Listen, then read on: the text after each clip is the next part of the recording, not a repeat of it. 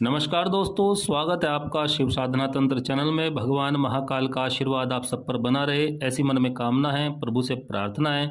आज की इस वीडियो में हम चर्चा करेंगे कि लाल किताब के अनुसार जन्म कुंडली के प्रथम घर में अर्थात पहले भाव में, लग्न भाव में विभिन्न ग्रहों का क्या फल होगा और हम क्या उपाय करके उनका और अधिक शुभ फल प्राप्त कर सकते हैं। तो लाल किताब के अनुसार जो कुंडली का पहला घर है उसमें मेष राशि स्थित होती है।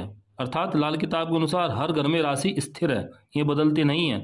तो प्रथम घर में मेष राशि है, अर्थात मेष राशि का स्वामी मंगल है। और यदि अगर हम विचार करने की बात करें तो कुंडली के प्रथम घर से हम अपनी तंदुरुस्ती, स्वास्थ्य, साहस, हिम्मत, हौसला, काम करने की क्षमता, अपनी निज ताकत, हुकूमत, गद्दी, रूप, जीवन और जीवन शक्ति और जीवन में नाना प्रकार के संघर्ष, हमारी शिक्षा, ऐश्वर्य, सुख दुख आदि सब लगन से हम विचार करते हैं। यदि लगन में सूर्य हो तो सूर्य उच्च का होता है, क्योंकि लगनों में यह मेष लगन है और सूर्य को हमारी आत्मा का कारक माना गया है और सूर्य को जीवन दाता भी माना गया है। अगर भगवान सूर्य न होते तो इस पृथ्वी पर पूरा अंधकार छाया होता और पृथ्वी बर्फ से ढकी हुई होती है। और सूर्य भगवान अपनी रोशनी और गर्मी से पूरी पृथ्वी पर सभी जीव जंतुओं को, पेड़ पौधों को पालते हैं, उनकी पालना करते हैं। इसलिए सूर्य और पहले घर का बहुत ही घनिष्ठ संबंध है। कुंडली का जो लगन का संबंध भी सूर्य से जुड़ा हुआ है और सूर्य जिस महीने में जिस राशि में होता है, सूर्योदय के समय वही लगन उदय होती है। लगन को मित्र अर्थात खुद माना जाता है और मेष राशि का स्वामी मंगल है, इसलिए मंगल लगन में सब राशि का माना जाता है। मंगल खून का भी कारक होता है, इसलिए कुंडली में जिसका मंगल अच्छा होता है उसका खून बहुत अच्छा होता है। ऐसे जातक को बीमारी कम होती है और उसमें बीमारी से लड़ने की क्षमता भी बहुत होती है।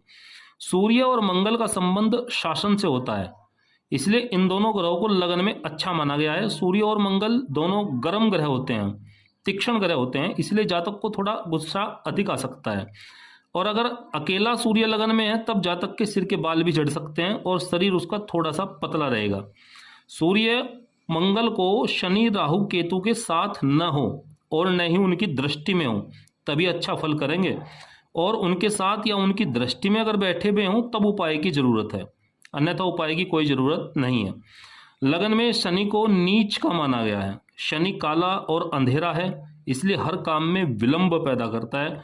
अगर उसके ऊपर शुभ ग्रहों की युति या दृष्टि ना हो तब वह पढ़ाई लिखाई में खराबी पैदा करेगा। और लगन में बैठा हुआ शनि वाला जातक गैस, तेल, ठेकेदारी, मकान निर्माण, सड़क निर्माण, मशीनरी का काम करेगा तो वह घाटा खाएगा। इसलिए वह शनि का उपाय करे और उसका स्वास्थ्य ठीक रहे। इसके लिए लोहे का तवा, चिमटा, चाकू संत महात्मा को दान करें। रोजगार के लिए लिखा हुआ है कि सुरमे की डली कच्ची जमीन में दबाएं, लेकिन मेरे अनुसार अगर आप बात करें तो काला तिल, खसखस, शक्कर भरकर 7 शनिवार जहां पर चींटियां रहती हो शाम के समय वहां पर दबा दें और नारियल का मुंह खुला हुआ रखें, जिससे कीड़े मकोड़े, जमीन पर रेंगने वाले जीव जंतु उसको खा सकें, जिससे कि आपका शनि ठीक रहेगा। और लगन में बैठा हुआ ग्रह सप्तम घर अर्थात 7वें घर पर भी दृष्टि देता है। अगर लगन में अच्छे ग्रह हैं तो सप्तम पर अच्छी दृष्टि देंगे और यदि खराब ग्रह हैं तो सप्तम घर को खराब करेंगे, परेशानी पैदा करके पति पत्नी में तर्क वितर्क होगा या बीमारी और परेशानी परिवार में पैदा होगी। इसलिए रोज के रोजगार के लिए, पति पत्नी के लिए साझेदारी का काम करते समय लगन के ग्रह पर अवश्य विचार करना चाहिए। और अगर लगन में कोई ग्रह ना हो तो लगन सोया हुआ होता है और यह मंगल के उपाय से जाग जाता है। इसके लिए आपको चांदी की जंजीर में 20 ग्राम चौरस टुकड़ा, चकोर टुकड़ा 2 इंच लंबा और 2 इंच चौड़ा मंगलवार के दिन अपने गले में हमेशा धारण करके रखें, क्योंकि चांदी चंद्रमा है और चौरस चकोर निशान मंगल का है।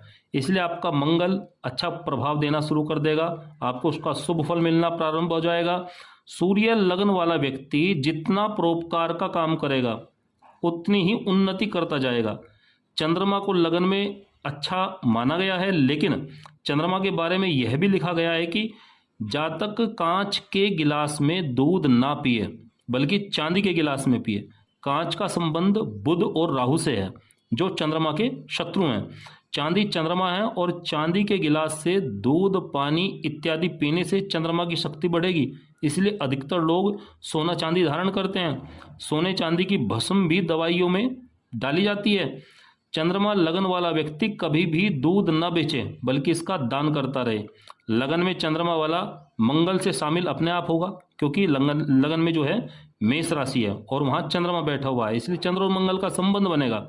इसलिए जीवन में तरक्की के लिए अपने जेब में लाल रुमाल रखें और 28 वर्ष तक का जो समय है वो मंगल का समय है। इसलिए लगन वाले चंद्रमा को लिखा है कि जातक 28 साल तक शादी न करवाए, इसके बाद मंगल का प्रभाव कम हो जाएगा। और चंद्रमा एक स्त्री ग्रह है और दूसरा सप्तम को स्त्री ग्रह की राशि को देख रहा है, इसलिए 28 साल के पहले यदि शादी हो जाएगी तो 2 शादी का योग बनेगा।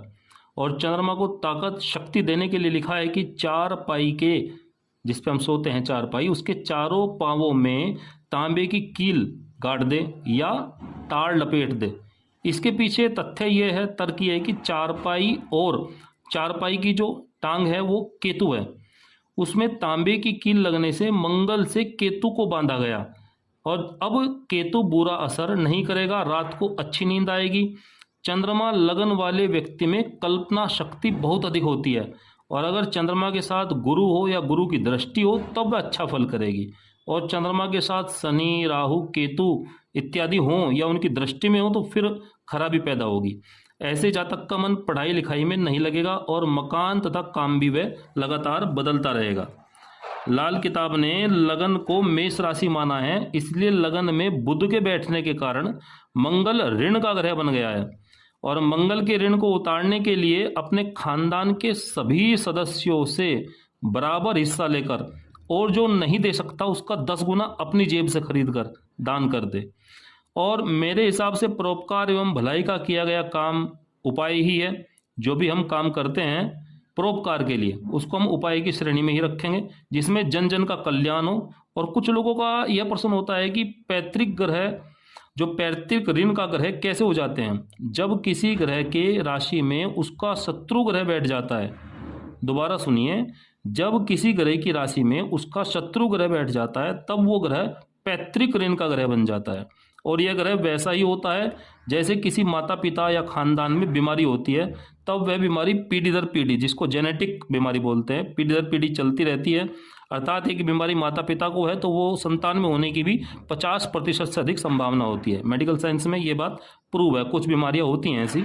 तो इसी प्रकार यह होता है कि जिस तरह से जातक को अपने माता पिता या दादा दादी से उनकी धन जायदाद विरासत में मिलता है, उसी तरह उनके द्वारा लिया गया कर्ज भी उसको विरासत में मिलता है और उसको वह उतारना पड़ता है। तो उनके द्वारा किया गया कोई भी पाप कर्म हो तो वो भी अगली पीढ़ी को ट्रांसफर होता है और उस पाप को समाप्त करने के लिए दान व पुण्य करना बहुत आवश्यक होता है। और मेरे हिसाब से लगन में बैठा हुआ बुध अच्छा फल करता है और जातक का दिमाग अच्छा काम करेगा, पढ़ाई लिखाई उसकी अच्छी होगी। और यदि वह कम पढ़ा लिखा भी होगा तो उसके अंदर कोई ना कोई उसके अंदर ऐसा हुनर होगा, एक ढंग होगा जिससे वो अपने जीवन में कामयाबी प्राप्त करेगा। प्राचीन ज्योतिष ने बुध को भगवान विष्णु का रूप माना है, अर्थात उनके जैसे परोपकारी और अच्छा करने वाला होता है। परंतु शर्त यह है कि बुध पीड़ित ना हो और 8वें या 12वें घर का स्वामी ना हो, बुध के ऊपर बुरा प्रभाव केतु या मंगल का न पड़ रहा हो। और लाल किताब ने लिखा है कि जिसका बुध लगन में हो वह अपने घर में मनी प्लांट न लगाए और हरा कपड़ा मत पहने। तो इसी प्रकार हम अब चर्चा करेंगे गुरु की। लगन में अगर गुरु हो तो गुरु बहुत अच्छा फल करता है। लगन में गुरु की दृष्टि पंचम अर्थात संतान, बुद्धि, विद्या, प्रेम, मंत्रिपद एवं मंत्र साधना पर तथा सप्तम रोज के रोजगार, पार्टनरशिप तथा पत्नी पर, नवम दृष्टि अर्थात नवम घर भाग्य एवं धर्म पर पड़ती है। और यह सब आप जानते हैं कि जहाँ पर गुरु की दृष्टि जाती है वहाँ पर अमृत की वर्षा करता है और अच्छा फल करता है।